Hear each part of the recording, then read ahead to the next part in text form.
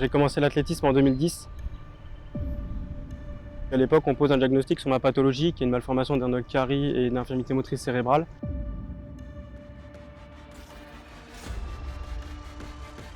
Et donc, avec mon frère jumeau, on se lance dans l'athlétisme, en particulier le sprint, et on n'a jamais arrêté depuis.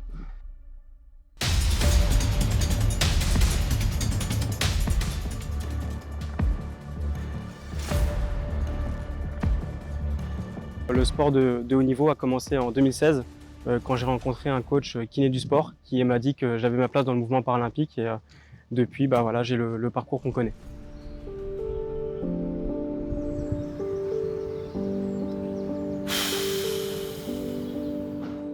Je suis ergothérapeute de formation. J'ai dû faire un premier sacrifice dans ma carrière sur la partie professionnelle, puisqu'aujourd'hui je suis chargé des conditions de vie au travail chez Pôle emploi, avec un contrat spécifique qui me permet d'aménager mon emploi du temps de sportif de haut niveau et de salarié.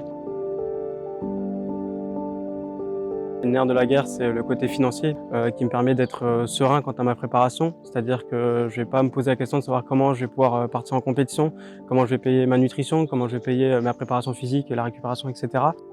Au-delà de tout ça, quand on est dans la dernière répétition, dans la dernière série d'un entraînement, quand ça devient compliqué, ça aide énormément aussi de se sentir soutenu par des gens, des salariés, des entreprises. Et c'est ce qui m'aide vraiment à aller au bout des choses et à me donner à 100%.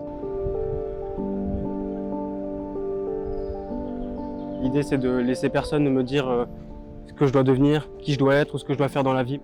Je me donne vraiment les moyens d'y arriver et j'essaie de l'être, comme ça à la fin, il n'y a aucun regret et on a fait ce qu'on avait à faire.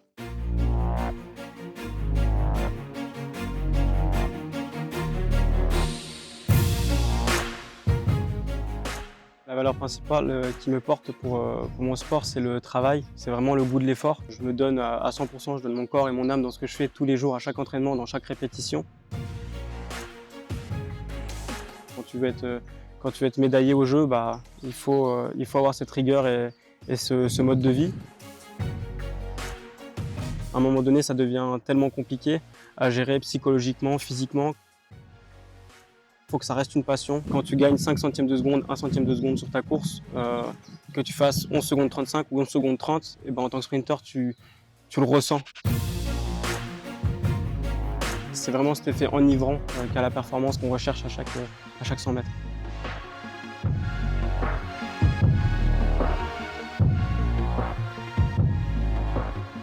Même si c'est que sur 4 ans, ça change une vie de gagner une médaille aux Jeux.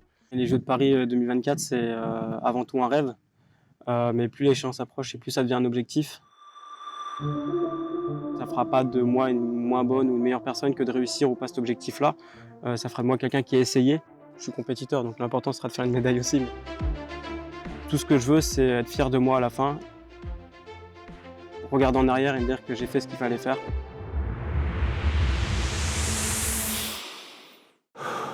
Et ne pas avoir de regrets.